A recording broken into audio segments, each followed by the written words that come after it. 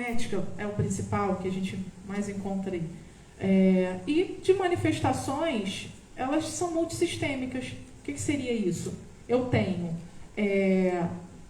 uma dor no peito, que eu vou buscar o cardiologista, eu vou para a emergência e vão me encaminhar para o cardiologista.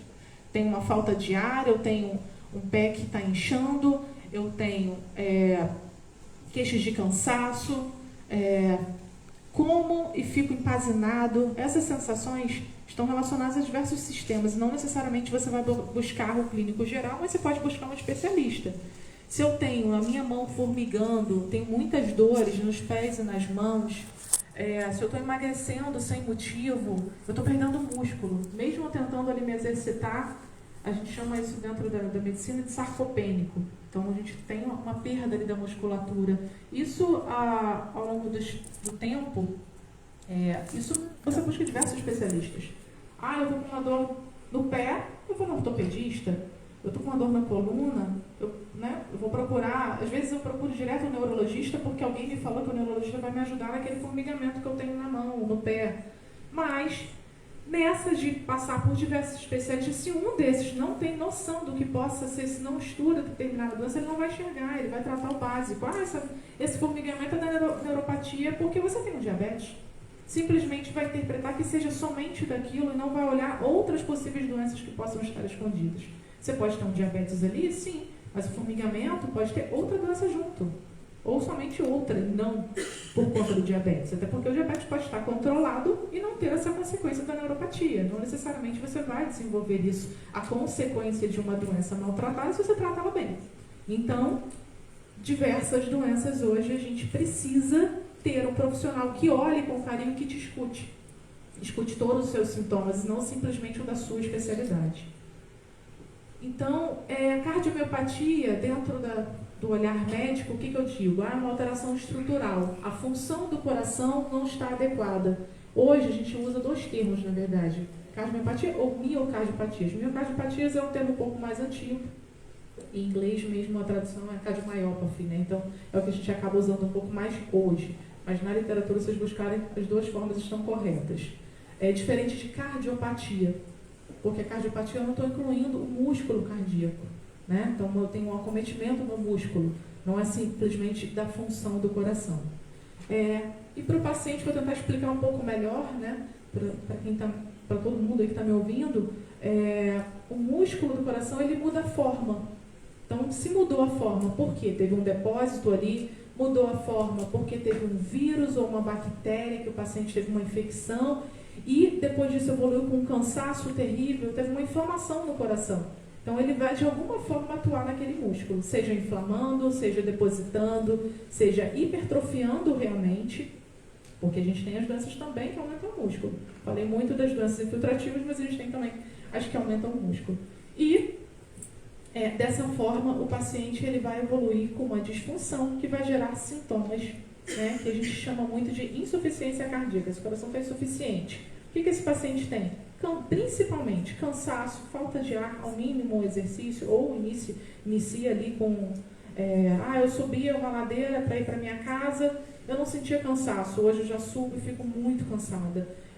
Ou então, tenho ficado muito inchada, meus pés estão inchados, seja porque ao longo dos últimos meses isso vem evoluindo progressivamente ou foi uma coisa súbita, né? O paciente pode ter tido uma infecção, como eu falei, um vírus que atacou ali o coração e de forma súbita evoluiu com esse cansaço.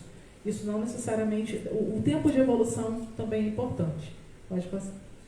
E por que isso importa? O diagnóstico. Simplesmente eu vou tratar esse coração insuficiente. Hoje eu tenho diversas medicações dentro da cardiologia que tratam o coração com insuficiência cardíaca. São as medicações gerais que tratam. Por que importa eu saber a causa desse coração insuficiente? Porque, dependendo do motivo para isso, o tratamento muda completamente. Não é o tratamento das medicações que hoje a gente chama, a gente tem um apelidinho dentro da medicina de quarteto fantástico da cardiologia, que são 4 classes de medicações que a gente trata o coração insuficiente. Porém, dentro das doenças raras, essas medicações elas não atuam tão bem. Ou seja, o que hoje eu tenho preconizado para tratar a insuficiência cardíaca no mundo inteiro, seja de qualquer causa, dentro das doenças raras, elas mudam. O que quer dizer? Determinado remédio que eu use, não tolera bem. O paciente toma os remédios que o médico passou, mas chega um momento ele fala assim, não está me fazendo bem. Então, tem que voltar no médico. Isso é até um sinal de alerta, porque determinadas medicações não vão atuar bem quando existe uma causa específica para esse coração doente. Tá? Então, assim, o que a gente tem que buscar e enfatizar, seja para o profissional que está te acompanhando, esse remédio não está me tratando bem. Eu já tenho anos aí que eu estou usando, não está me fazendo bem, não estou melhorando. É uma das coisas que é importante relatar. E o que isso vai fazer diferente? Hoje eu tenho várias medicações que mudam a qualidade de vida do paciente com doença rara. Então, eu vou fazer algo por esse paciente e por sua família, porque muitas delas são genéticas e eu vou cuidar de uma família inteira. Então, eu mudo o desfecho. E outra coisa, a prevenção de morte súbita. Tem diversos dispositivos que às vezes a gente indica no paciente que tem uma cardiopatia rara, seja um cardiodesfibrilador. É um aparelhinho que a gente coloca aqui debaixo do músculo cardíaco com um fiozinho que vai lá no coração. Se fez uma arritmia, ele vai disparar um choquezinho, vai tirar o paciente da arritmia, que pode ser fatal. Então, se eu tenho algo que eu possa usar para prevenir uma morte súbita, eu tendo esse diagnóstico precoce, eu consigo mudar a história dessa família. Muitas das vezes, como o Dr. Juan falou, às vezes a gente precisa do caso índice, né? Precisa do paciente morrer para rastrear a família inteira. Então, às vezes, algo que a gente, conversando com aquele paciente, já poderia ter suspeitado e tratado ele antes que isso acontecesse. Mas, infelizmente, muitas das vezes a gente só procura isso depois que já acontece em um caso na família. Pode passar. Então, até um primeiro exemplo que eu trago, a amiloidose. A amiloidose hoje, o que é isso? É uma doença que tem um depósito de uma proteína. Hoje a gente tem mais de 40 proteínas já descritas com amiloidose. As duas principais seriam a transtirretina e as cadeias leves. Por que eu digo duas principais? São as duas que a gente tem hoje tratamento específico. As outras, quando a gente descobre o motivo, eu não tenho hoje ainda algo que eu possa falar, olha, tem um remédio para você usar. Mas a condução, por exemplo, da insuficiência cardíaca, ela muda. Então, aqueles remedinhos que eu falei que a gente usa para outras causas de insuficiência cardíaca, eu sabendo que o paciente tem amiloidose, eu vou conduzir diferente esse paciente.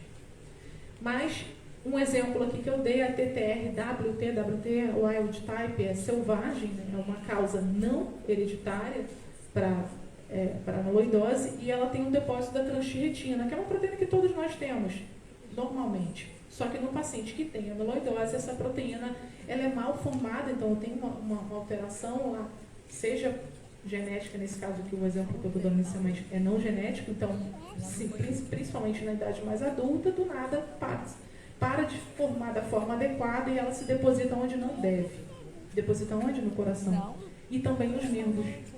Tá? Então, isso dificulta também em termos de movimentação, as queixas que a gente chama de neuropatia, esse formigamento, principalmente nas mãos, porque na forma selvagem, o acometimento maior, além da cardiomiopatia também, a gente chama de síndrome do túnel do carpo, quando a gente tem esse formigamento nas mãos. Isso pode ocorrer tanto na forma selvagem quanto na forma hereditária da amiloidose por transtirretina. E um exemplo, né, do paradoxo do raro, que dentro do raro, a porcentagem, se a gente parar para refletir, não é pequena. 13% dos pacientes que têm uma insuficiência cardíaca com a fração de ejeção preservada, o que seria isso? É um coração que está cansado, você tem queixas de cansaço, mas ele bombeia normal. Ou o que seria isso? Você vai olhar o exame desse paciente, a fração de ejeção, quanto esse coração bombeia, ainda é normal. Porém, o paciente tem queixas de cansaço. E eu consigo comprovar que esse paciente realmente tem uma sobrecarga no coração. Então, esse tipo de insuficiência cardíaca num coração que está espessado é um sinal de alerta para a doença. Tá? Então, seria assim, eu sei que o meu coração é hipertrofiado, eu estou muito cansada e, engraçado, eu até era hipertensa, mas deixei de tomar remédio. Por quê? Não precisei mais do antihipertensivo. Não é que não precisou, ninguém deixa de ser hipertenso, gente. Ao longo da vida, o máximo que acontece é a gente ajustar remédio, ajustar a dose. No verão, no inverno, às vezes muda um pouquinho a dose, aumenta ou diminui. Mas deixar de ser hipertenso, isso é raro. Então, deixar de ser hipertenso é um sinal de alerta para uma doença de depósito, tá? Por quê? Você não tolera mais os remédios que dilatam os vasos. Que vasos dilatam? Então, o remédio para diminuir a pressão, ele vasodilata, tá? Então, esses remédios, para quem tem uma doença de depósito como a amiloidose, uma doença filtrativa, melhor dizendo, ela não vai ser boa, esse tipo de medicação não vai ser bom. Então, levar em consideração, nos pacientes ali acima de 75 anos, 30% deles tinham depósito. Então, dentro do raro, o grupo é importante. E a cintilografia, que é um exame que a gente usa para comprovar que o depósito está no coração, ou seja, hoje eu não preciso de biópsia do coração. Antigamente, para a gente confirmar que era dentro, que tinha cometimento cardíaco, era somente com biópsia. Os exames alertavam, mas a biópsia que confirmava. Agora não, eu tenho a cintilografia como marcador específico que eu posso usar. E onde é que faz isso? E os sinais de alerta? E onde é que faz isso? Então, como eu falei, às vezes você tem uma hipertrofia no coração que você não tem uma causa específica, ou talvez ele você estava botando na conta da hipertensão e não necessariamente era dela. Biomarcadores que hoje nós temos, que são exames de sangue. A gente dosa algo, que a gente chama de NT-proBNP, que é um marcador que ele consegue determinar que aquele coração está sobrecarregado, tem um aumento das pressões dentro do coração. Então, isso é uma simples dosagem de sangue. Hoje, no SUS, a gente tem em alguns hospitais, principalmente os universitários, nos postos de saúde, não todos fazem, tá? Infelizmente, a gente ainda tem uma limitação desse exame, mas não é um exame caro e o SUS consegue fazer em geral. Mas a gente ainda não tem uma distribuição, né, uniforme aí ao longo do Brasil. Tá? A história familiar, por que é importante? Quando a gente pensa que o paciente ele possa ter ali um histórico de ele tem marca-passo na família, tem o cardiodesfibrilador, que é esse aparelhinho que eu falei que é um fiozinho que vai lá no coração, que vai mandar na parte elétrica cardíaca, ou seja, aquele paciente que tem um coração batendo pouco, batendo bem pouquinho, normal é bater de 60 a 100. Se a gente olhar nos reloginhos aí, batendo de 60 a 100, tá ok. Bateu abaixo de 40 batimentos, opa, você deve ter algum bloqueio cardíaco. Claro que assim, o atleta, às vezes, ele bate isso no repouso, tá? Às vezes dorme e bate a 30, e é normal. Mas, em geral, o paciente que não é atleta, que faz aquele exercício bem regularzinho, um paciente bem normal ali no exercício, batendo a 40, 30, que tem muita tonteira, desmaia, tem algo errado, tem um distúrbio de condução desse coração, e o marca-passo é uma indicação dele. Então, todo paciente que tem uma indicação de marca-passo, a gente tem que olhar com cuidado para essa possibilidade de doença que infiltra ali o coração e prejudica a parte elétrica, tá? Então, outra coisa também é o acometimento, que pode ser precoce, pode ser mais cedo, cometer ali 30, 40 anos de idade, ou um paciente que desenvolveu ao longo dos anos uma dificuldade para andar, então usar uma muleta até chegar ao ponto de cadeira de rodas também pode ser um sinal de alerta para a doença infiltrativa, porque se deposita nos nervos, né? Então você também vai ter essa progressão aí dessa dificuldade. Isso varia também do tipo, tá, gente? Da forma hereditária, a gente tem diversas mutações. Então, cada mutação ela tem, às vezes, uma manifestação diferente do ponto de vista clínico de cada paciente, tá? E quando dentro da mesma família também pode ter diferença entre os próprios pacientes. Então, isso depende muito da manifestação genética. E daí, obviamente, o geneticista ajuda muito a gente a entender, sabendo, né, de cada doença que essa família possa estar ali desenvolvendo. Então, é extremamente importante a gente estar rastreando esses pacientes quando a gente tem um caso índice ou quando tem uma suspeita genética, como ela falou ali do diabetes. Poxa, minha família inteira tem diabetes, então alta suspeita para ser um diabetes do tipo de origem genética. Então, isso chama atenção. Tudo que você tem ali acometimento na família inteira, seja por uma doença renal, minha família inteira, vários casos de diálise na família, tem que chamar atenção para determinada doença de origem genética, e muitas delas são raras, que não vão ser vistas por diversos profissionais no nosso dia a dia. Pode passar, por favor. Bom, e a imagem, né, dentro da cardiologia, obviamente, para mim, a clínica é soberana. O paciente chegou no consultório, contou a história clínica, que é o mais importante de tudo, e, obviamente, junto disso, o exame físico do paciente, examinar o paciente, isso é o primordial, é o que vai te levantar determinados alertas para diversas doenças e a história familiar. E, junto disso, a gente precisa complementar com os exames de imagem que vão comprovar para a gente. Por isso que hoje, onde a gente trabalha, bom, eu, por exemplo, eu trabalho no SUS e no privado. Então, eu trabalho nos hospitais municipais lá de Maricá, que eu tenho dois hospitais, com algumas limitações de exames, hoje ainda. E no privado, que eu tenho, graças a Deus, assim, muita qualidade. Porém, se a gente parar para pensar, comparar os hospitais, poxa, o que eu tenho às vezes no privado eu não consigo fazer no SUS ainda, espero que eu tenha já. Mas assim, por enquanto às vezes eu não tenho esse acesso a um exame de melhor qualidade, isso me dificulta. Isso é ruim, porque infelizmente o paciente que eu atendo no Maricá, que eu tenho a suspeita, se eu estivesse no privado, eu teria uma condição muito melhor de estar vendo ele bem melhor com exames de qualidade. Isso é frustrante para nós, profissionais de saúde, mas a gente vai buscando, né? A gente vai pedindo, poxa, vamos melhorar esse aparelho, ver se a gente consegue, né, ter um aparelho melhor para rastrear os pacientes, uma ressonância do coração adequada, porque quando a gente tem um paciente com uma suspeita de uma cardiomiopatia, a ressonância do coração ajuda muito a gente a visualizar possíveis causas de depósito, eu diferenciar uma causa de hipertrofia do músculo para uma causa de infiltração nesse músculo, a ressonância consegue ver muito melhor. O ecocardiograma, que é aquele ultrassomzinho aqui no peito com gelzinho, ele é fundamental, que também, se não for bem feito, não vai me ajudar. Eu posso olhar para ele um laudo normal e esse paciente não tem nada não. Peraí, se a história clínica te chamou atenção, insista. Repete o exame. Vai olhar lá junto na imagem, porque pode ter algo diferente ali, você pode perder um diagnóstico, tratar melhor esse paciente. Então, a sensibilidade é fundamental. Eu gostei dessa imagem que a IA fez para mim, porque ele jogou ali uma tela de eco junto da ressonância. Então, assim, juntando, né, que eu preciso realmente ter os dois exames que vão me dar muita informação. Claro que não é dessa forma, né, gente? Aquela tela ali foi criada pela IA. Mas eu achei bonitinho e deixei. Falei, que a ressonância é aberta, né? Então, a gente consegue...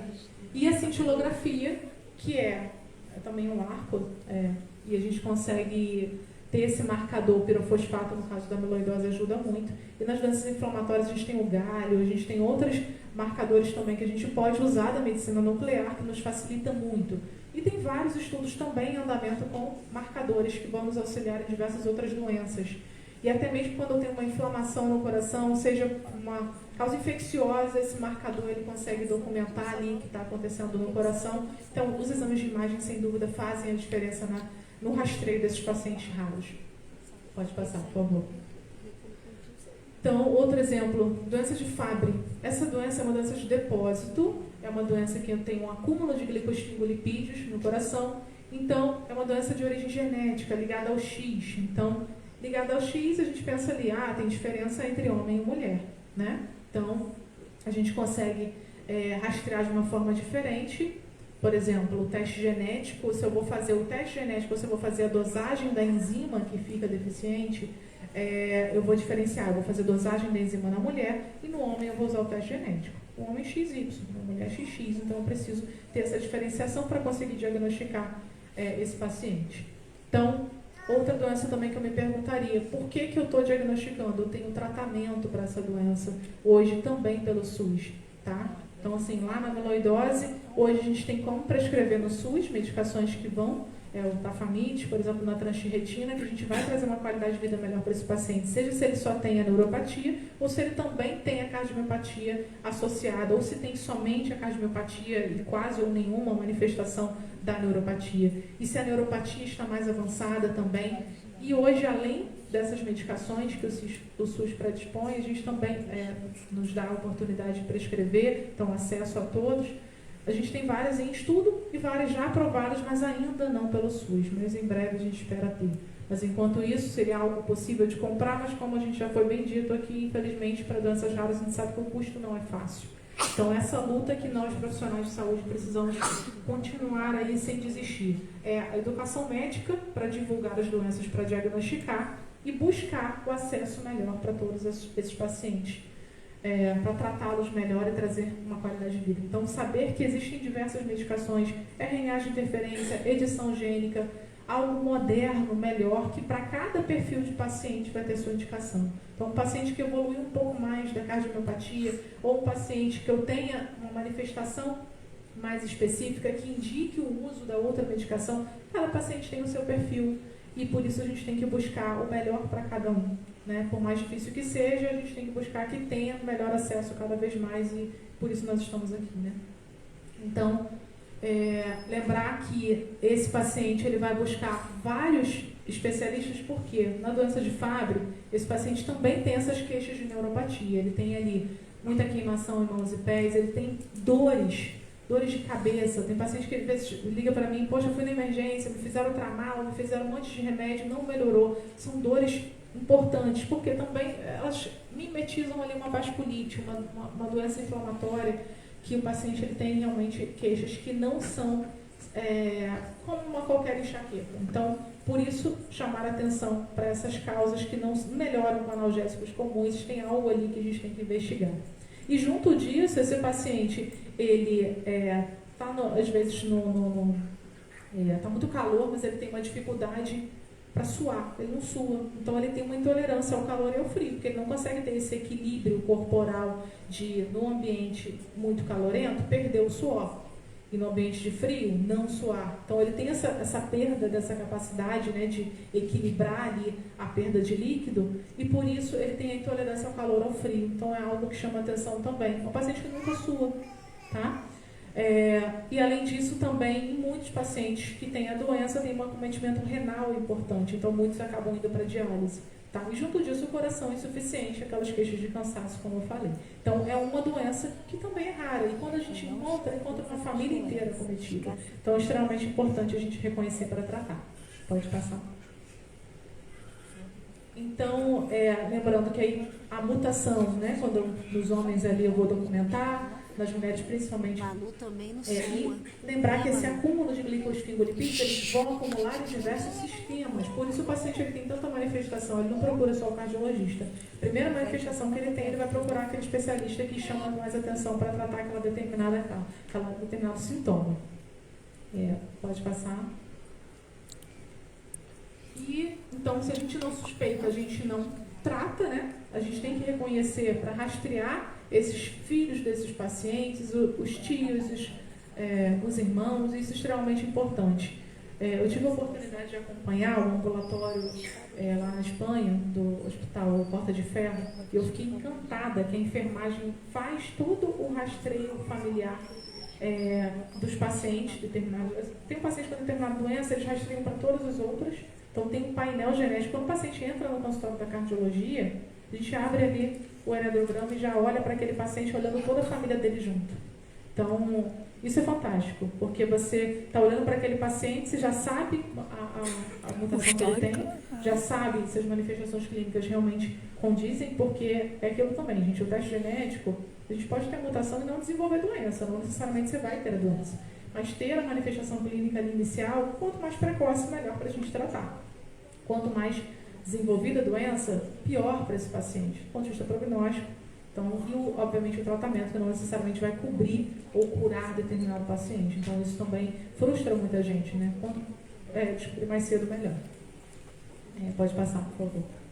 Então, lembrar que a gente, quando o paciente infarta e chega no hospital, a gente pensa que tempo é músculo, tá? A mesma coisa aqui.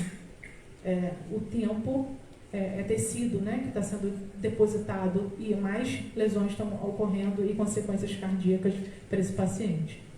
Então, lembrar que na forma selvagem da amiloidose por transferritina, a gente tem o paciente ali com 79 anos, ele vai se queixar de muito cansaço, ele vai estar buscando vários cardiologistas tentando tratar a insuficiência cardíaca dele com diversas medicações comuns que não vão melhorar esse paciente. E eu, sabendo disso, eu consigo buscar com os exames, né, o alerta para a doença, se eu tenho esse coração espessado, junto dos biomarcadores elevados, a história clínica desse paciente, a evolução dele, se ele teve lá acometimento ortopédico no passado, isso tudo vai chamar a atenção para eu pensar na doença e investigar com os exames corretos. E hoje a gente tem, dentro da própria sociedade de cardiologia, os guidelines que nos guiam para isso. Então, assim, eu tenho fluxogramas diagnósticos que eu tenho que seguir. Não é simplesmente, eu tenho suspeita do paciente, eu vou investigar com os exames corretos. Porque outro risco também é a gente ter um diagnóstico incorreto. Isso é grave. Principalmente quando a gente está falando de medicações de alto custo. Então, eu já recebi pacientes que me falaram, Jeane, olha só, esse paciente aqui está indo para você com tal diagnóstico. Eu chego, olho os exames, opa, não é isso. Então, aquela família já veio frustrada porque buscou no Google e se preocupou, porque viu determinada doença difícil de acesso ao tratamento, já chega desesperada. Então, já desespera uma família inteira, que às vezes esperou meses, ou rodou diversos especialistas para chegar naquele momento ali. Isso vai frustrar muito.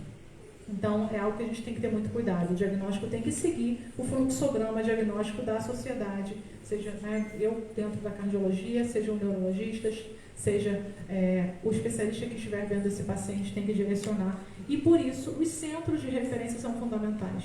como o Dr. Juan falou, cada serviço dentro dos seus locais, seja no interior, seja em cidades, né, metropolitanas, a gente tem que ter algo que eu possa, se ali onde eu trabalho eu não tenho essas condições de investigar, que eu possa direcionar esse paciente para um local mais próximo que vá dar esse segmento, para a gente não perder tempo e nem dinheiro, nem custo, porque o paciente ele fica desesperado e vai buscar ali a forma de fazer os exames, às vezes muitos exames desnecessários.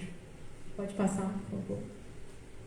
Então, o essencial é a gente diferenciar o tipo da doença para direcionar o tratamento. Tá? Então, hoje, pode passar, também o acometimento das cadeias leves também é extremamente importante. O direcionamento é um quimioterápico que usa, o hematologista que direciona junto da gente ao tratamento, então ele vai direcionar os quimioterápicos e eu vou estar vigiando esse coração nas consequências, na arritmia, no tratamento da insuficiência cardíaca, vai me direcionar para outros remédios também. Pode passar, por favor. Então a gente não pode pular etapas. Quando eu tenho um paciente com uma suspeita de AL, por exemplo, que é essa amiloidose por cadeias leves, é um outro tipo de proteína amiloide, esse caso, por exemplo, antigamente era uma emergência médica. Hoje não tanto, por quê? Hoje eu consigo fazer a diferença com o tratamento. Eu tenho ali o quimioterápico que eu vou conseguir que esse paciente viva melhor por muito mais tempo. Antigamente, se a gente não corria para diagnosticar e começar logo, o que eu tinha antes de tratamento, o paciente morria muito rápido, infelizmente. No primeiro caso que eu relatei, até um artigo que eu publiquei na residência, o paciente durou 3 meses. Então, assim, muito triste. Hoje não. Hoje tem paciente com mais de 5 anos acompanhando, vivendo bem, passeando e tudo certo. É um acompanhamento que eu preciso do hematologista junto comigo. Então, assim, acho que vocês já perceberam que as doenças raras, a maioria delas, a gente tem vários especialistas guiando o paciente. O paciente não é meu sozinho. Ele precisa de uma rede. Não só de outros especialistas, mas principalmente, que isso aí, para mim, é o pilar maior, multidisciplinar. Fisioterapia, terapia ocupacional, o psicólogo. Todas essas outras áreas atuando junto. Não só os médicos, mas a equipe multidisciplinar que vai fazer a grande diferença. O remédio sozinho não faz milagre. Tá? E a família, óbvio que aí é lá em cima, é o pico, que é o que vai dar o apoio maior. Extremamente importante. Pode passar, por favor. Então, a doença de Danon, por exemplo, o exemplo da criança. O primeiro caso que eu acompanhei foi uma adolescente que chegou num plantão na coronária com uma arritmia.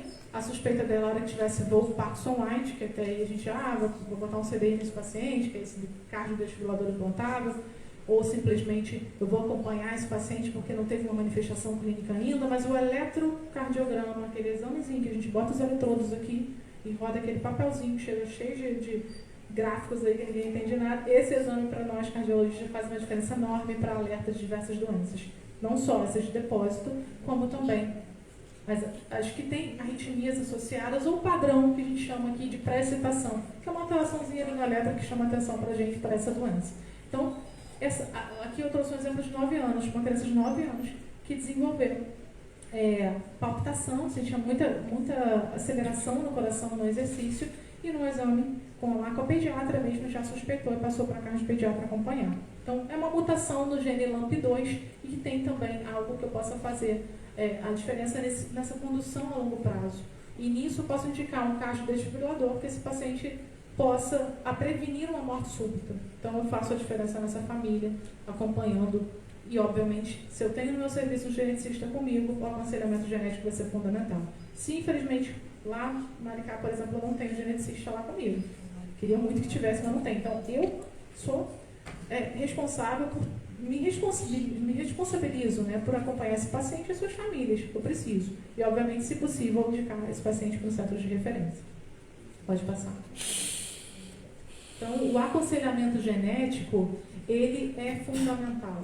Pode ser feito, sim, por mim, médica cardiologista, pode ser feito pelo clínico geral. Realmente, o fundamental é que sejam médicos direcionando, porque vão ter perguntas clínicas, tem o exame físico junto, tem diversos dados aí que a gente precisa que o médico realmente que vai dar. Mas, óbvio, no mundo ideal, que seja o médico geneticista fazendo isso. Tá? Eu estou falando isso porque, né, na prática a gente nem sempre tem o geneticista do nosso lado, então a gente tem que direcionar isso, que esses pacientes não deixem de ser vistos do ponto de vista familiar. Eu não posso ter um diagnóstico genético e ficar só naquele paciente. Eu tenho que fazer algo a mais por todos. Então, assim, eu preciso conversar muito com essa família. Por que eu estou fazendo aquele teste genético? Não é simplesmente coletar um resultado que tenha uma mutação e simplesmente não direcionar ele a nada ou dizer, não é nada não, pode passar, por favor. É um VUS que a gente chama, que é aquele, não é uma mutação, não é classificada, pode passar, slide. Não é, atenção ao VUS, que é essa variante de significado incerto. Vem um resultado ali com parece uma mutação, mas está escrito VUS do lado. Poxa, então isso não significa nenhuma doença? Nem sempre. Se o paciente não tem nenhuma clínica, pode ser que realmente eu só vá acompanhar esse paciente. Mas se ele tem a clínica de determinada doença que tem aquela mutação, que está como VUS, eu tenho que conversar com o geneticista, talvez eu tenha que reclassificar essa doença. Então isso tem que ser visto por um profissional que sabe. Não é simplesmente o leigo jogar no Google, VUS não é nada não vou nem no médico. Não vou lá não, porque eu já vi que não é nada. Então assim, tem que ter cuidado. Tá? Então, e conversar é extremamente importante. Hoje a gente tem alguns testes genéticos, que até alguns leigos que não precisam de teste de pedido médico, né, para fazer, que a explicação é bem leiga, então eu acho até tranquilo, tá? Que não desespera o paciente. Não vou fazer propaganda aqui, mas teve um que eu ganhei do seguro do Banco do Brasil. E eu fiz e eu estava lendo assim. Então, assim, a forma que orientou ali, achei tranquilo, acho que não é algo que vai desesperar. Mas o teste genético em si, que é um sequenciamento, se eu estou fazendo um sequenciamento genético completo, se eu estou fazendo específico determinado gene, que eu estou rastreando porque aquela história familiar me direcionou para aquele gene, é uma coisa, mas o médico que vai pedir e vai explicar isso para o paciente. Senão acho que gera uma confusão. Tá? Ainda mais hoje com o ChatGPT, né? Todo mundo pesquisa o que acha do seu exame. Principalmente o médico. Não é só importante o teste genético para saber de onde veio. Para saber se veio do lado do meu pai, do lado da minha mãe. Não é exatamente isso. É porque eu vou fazer algo a mais. Eu tenho tratamento para esse paciente. Então, o fundamental é entender isso. E prevenir os próximos casos, porque há também algo que eu possa fazer. Por exemplo, como foi falado ali, quero engravidar, mas não queria que meu filho tivesse o que eu tenho. Então, isso tem como ser pensado. Hoje não é algo impossível dentro do SUS. A gente consegue ser conversado sim. Então, prevenir é importante. Pode passar, por favor. Então, essa conversa antes do teste e o pós-teste, ela é fundamental, mesmo que seja negativo ou positivo, esse exame. Pode passar. Então, a terapia gênica, hoje, a gente sabe, para diversas doenças, a gente tem algo para ser feito. Então, no Congresso Europeu de Cardiologia, no ano passado, eu fiquei encantada que tinha várias doenças que eu não sabia, que tinha estudo já em andamento. Então, assim, eu olhei e falei, nossa, meu Deus, o futuro é isso. Então, a gente hoje pensa, não tem um tratamento para determinada doença. Olha, calma, deve ter algum estudo. Então, é extremamente importante que tenha um profissional que saiba do assunto para avaliar. Por isso. Então, precisa de atenção também, porque nos ensaios clínicos, principalmente na terapia gênica, a gente tem risco de hepatotoxicidade. Eu estou com um estudo clínico lá no CHN, que é o Hospital da Rede Américas, que é edição gênica no tratamento da amiloidose. Então, assim, lá no topo mesmo, vai estar editando o gene antes de chegar na produção lá da proteína. Então, hoje os RNAs de interferência já estão direto, bem mais próximo ali da produção da proteína. Agora, a edição gênica é lá em cima, no topo. Então, assim, eu tenho os riscos. Então, todo estudo clínico a gente tem que estar acompanhando muito bem esse paciente. A gente tem o risco da cura, mas também tem um risco de complicação e, obviamente, dentro do que é seguro, o estudo mantém. Agora o estudo está até retomando porque o que aconteceu viu que foi seguro, não foi nada relacionado à droga. Mas se for, o estudo vai ser suspenso. Então, isso tudo é bem acompanhado e antes de chegar no acompanhamento da população, tem fase 2, que é nesse sentido de olhar essas consequências. Pode passar, por favor. Então, o que a gente tem que pensar, o raro não está longe da gente, está bem perto, a gente só precisa enxergar realmente. Então, na minha própria família, eu tenho um caso, minha mãe é um caso raro também. Então, assim, que eu só fui enxergar depois, estudando lá na faculdade, antes eu não tinha noção. Então, até eu tive também uma boa formação rara lá quando eu nasci, da coluna, enfim. Então, assim, às vezes olha que tem vários casos dentro da nossa casa e que a gente não enxerga como raro e isso faz a diferença para conduzir. Né? Então, o diagnóstico certo, ele muda a família, muda as gerações à frente, muda o seu histórico, você entende melhor os seus casos familiares. E o que dentro da cardiologia vai fazer diferença, eu digo, no serviço se eu tenho uma avaliação clínica adequada, um ecocardiograma bem feito, uma ressonância do coração bem feita, aí que eu vou direcionar para os exames específicos, como eu falei, da cintilografia. Então, junto da genética, isso para mim é fundamental dentro da cardiologia. No serviço que eu tenho isso, eu consigo fazer uma diferença gigante em diversos pacientes. E hoje a gente sabe que o teste genético não é algo impossível. Primeiro que o SUS agora já, né, também agora com a divulgação do Dia Mundial dos Raros, foi divulgado isso, o teste genético no SUS, então a gente já vai começar a ter um acesso melhor. Então, mas antes disso, a gente tem hoje os laboratórios também que patrocinam exames para a gente, facilita muito isso a nossa vida. Então, enquanto a gente não tem ali acessível rapidamente, seja porque o plano de saúde não cobriu determinado exame, eu consigo fazer patrocinado, e é isso a gente vai buscando um caminho para cada paciente que eu possa facilitar a vida e o diagnóstico. Então, e quanto antes, melhor, não tem dúvida. Quanto mais cedo o diagnóstico, melhor o tratamento para esse paciente. Pode passar, por favor. Então, bom, quem quiser tirar dúvidas, mesmo até fora daqui, eu estou sempre disponível, todo mundo sabe que mesmo na minha correria, principalmente hoje, por exemplo, eu estou com a minha bebê de 2 meses, então a gente se vira e dá conta de tudo. Então, meus pacientes que, né, compreendam um pouquinho a minha correria, mas eu sempre tento ajudar, e não só outros profissionais de saúde também, se quiserem conversar e tirar dúvidas, eu estou sempre à disposição, todo mundo sabe disso. Então, agradeço muito a atenção de todos e estou aqui.